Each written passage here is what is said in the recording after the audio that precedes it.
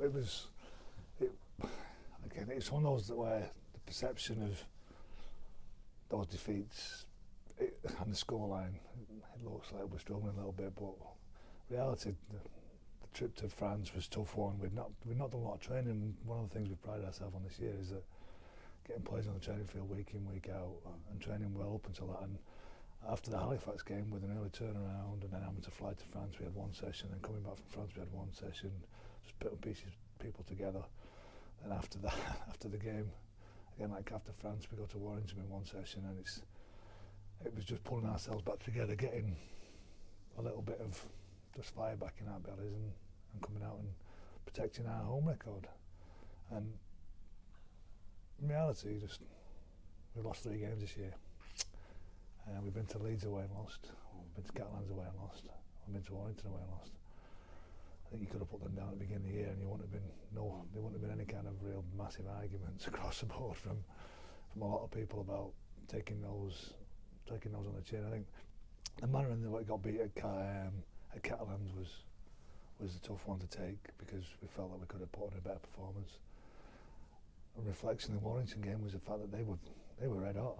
They had a lot more desire than we did, and that was one of the things. It wasn't how we played the game; it was the fact that we got out enthused. And that's something that we've talked about constantly, about not allowing to happen. If we end up getting behind on the scoreboard, or we lose because the other team's just done a little bit more than we have, then that's fine. But the enthusiasm thing was something that the lads talked about, and that was what wasn't nice about Warrington. The fact that they won wasn't really the problem. The fact that they out enthused us in certain areas, and that's what disappointed the players. Fair to say that perhaps a few more of them played on Monday than might have done it if they hadn't been a bit upset about the Friday. No, not at all, because we haven't got anybody else to play. That's why. And as if you look through I don't think that maybe Wigan, I'm not a look at Wigan's team, but I think they might have made the most changes throughout the competition. But you look at St Helens side, they had to change theirs. Not got a lot of place to go. They knew that they needed to come in and try and get a win, so they changed the way that they put selection from the squad they put out. And every other side that went out there was maybe 2 or 3 changes, but I didn't have anybody else really. Only like Phil Joseph had a tight quad that could have pushed him out there if he needed to. Dave Allen wasn't fit. Danny Craven had a bit of a bang on the head at Warrington, still suffering a bit of headaches. It was just, so you've not really got a lot of other places to go. So yeah, it would have been nice to have the choices to change the sides, but they all wanted to play anyway, and that's not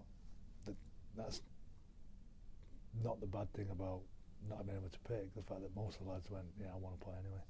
Some good individual performances. One at the Grant goal, first game in ages. Pretty well for you. It was outstanding. Like I said, that first game back, he's been training really hard, and like I said in the press conference, he got a bit of stick actually, because how can you get cramp after you train for 6 months? So he's a good player, Grant. Like I say, he got unlucky then last year. He got a couple of opportunities. The one at Warrington was a big game for him, and he started really well, and then got really unlucky in the game with just a bang on his knee.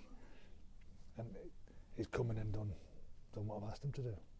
He's kicked really well. His pass, a couple of his passes led to try assists. A couple of his kicks led to repeat sets that we got tries from. And overall, defensively, he was very, very solid. But yeah, I thought he was great. McGrath flew away, nice and fresh. Paul Johnson, nice and fresh. Really sparked us up. I thought Ben Kavanagh probably had his best stints that he's had since the start of the year for us. And Kevin Brown was outstanding again.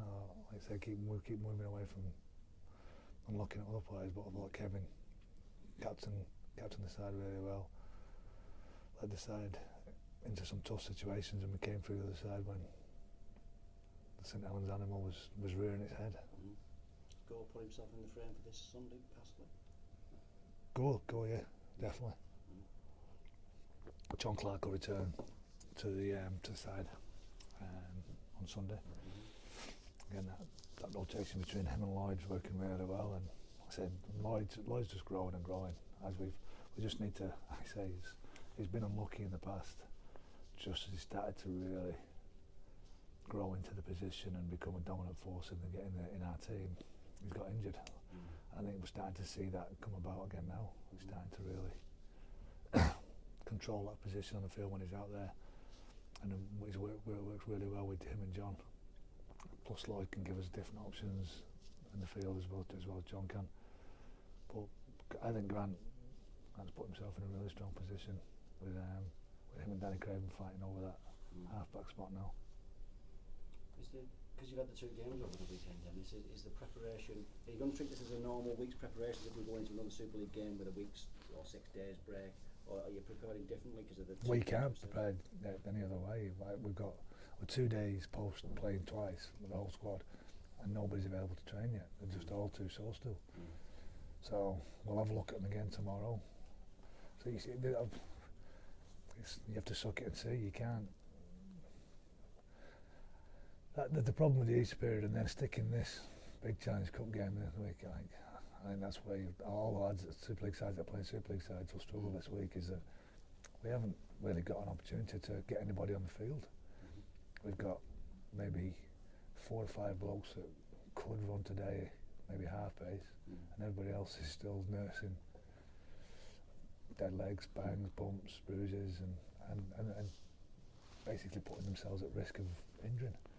I think that the tough thing about the Monday game is that you're more susceptible to serious injury because of fatigue, and you can't then train on the back of that.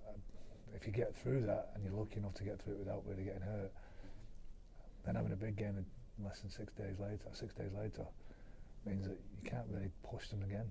So like our week this week will probably end up being maybe 45 minute session on the field, and then maybe another half an hour session on the field. And that's it. But like I say, you've done the work in the pre-season. You know how you want to play. You do plenty of stuff on previews and talk about it. But just get on the field is going to be very, very tough. Salford have got some dangerous personnel, haven't they? And they could be anything on the day, I suspect. Well, I think you've seen that this year. When they've lost games, they've scored plenty of points. So they're in a situation where you know you've got an attacking force. I think Rangi coming back into the side on that left edge, and you can see by how many tries Francis Melly's scoring at the moment that those opportunities are there, and they're created by Rangi. I think some of the stuff he did against Bradford at Bradford was like one of those that schoolboy stuff in the playground. No look passes and flick behind his backs and things like that. Just like real free-wheeling, great skill. That he's to stand back and clap, whether you're the opposing coach or you're in his team. So yeah, the Rangi factors, obviously, that he can create things out of nothing. But I think they're pretty solid all over. Tompkins has given them a good base to play off at 9. They want to play like Wigan. That's what Houston's taken there. You can see when you watch them play now, it's a carbon copy of the way that they play the game. So you've got to be able to handle Harrison Hansen and Gazok on the edges, and Rangi pulling the strings. He's given you in a different scenario when he was at Castleford, but he's given you a bit of a hard time before, Chase, hasn't he? Once or twice, I remember away at Castleford. I think it's everybody a hard time. I think we're no different to any other side with Rangi, and it's just that we've not been able to handle the game as more than handle Rangi. You know that Rangi's got a couple of tries, assists, and maybe a set up in him in a game. But then you get in that to and throw game where you don't control field position, you don't put him under pressure in certain ways, and we failed to do that the last couple of times with Castleford. Being 20 points up in one game and 18 points up in another. And failure to actually just put our foot on the throat and just control the game. Do you not think players sometimes should read him better, Dennis? For all the things you said. It's not that he can read. He can know exactly what somebody's going to do. So. But solving the problems a bit, and I think you've seen that with Rangi. Reading him sometimes, if he gets, at the moment he's got a little bit of consistency around him, it's hard being a player to play on the side with him. I know playing with somebody like Rangi must be difficult as a back rower, as a centre, because you don't know what he's going to do. He doesn't know what he's going to do. He's just got that kind of stuff in his game where something will happen around him, and it's the elements of, like, you might be able to read him in the first 20 minutes, but once you get fatigued and you can think he's going to know what he's going to do, and he does something different. It's a little bit like playing against Jonathan Davis in one sense. You know, you always know what Jonathan's got to do. You know which foot he's going to step off. You always know he's quick. And when he's run past you, you think, and who's going to do that? So yeah, that's the difference with Rangi. It's like, yeah, you know what he's going to do. But in Rangi's armoury, he's like, there's a chip, there's a flick, there's a pass, there's lots of different things. There's a step.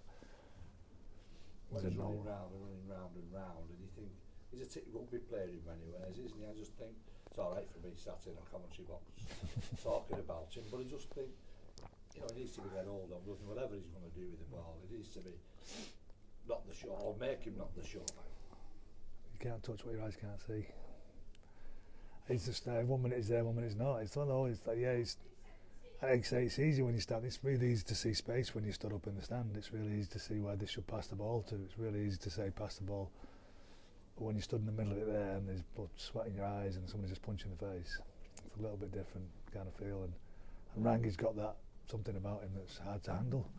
I will be doing our best to it. We'll be talking about him constantly, and we'll talk about lots of different things. But you can. What's the difference between him and Kevin then, Dennis? Presumably you wouldn't swap him for Kevin.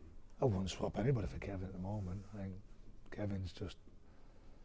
Well, the reason I pursue Kevin so hard is that his character, his ability, his just his general personality is outstanding. I think he's, at the moment, like I say, you look at our side and you see a reflection of lots of different people in there, but they're all pushing the same way. And John Clark and Hep, Danny Tickle and Kevin Brown. And then what Kevin gives you as well at the moment, I don't think I've seen him play this well since he was probably 18 when he played in my team.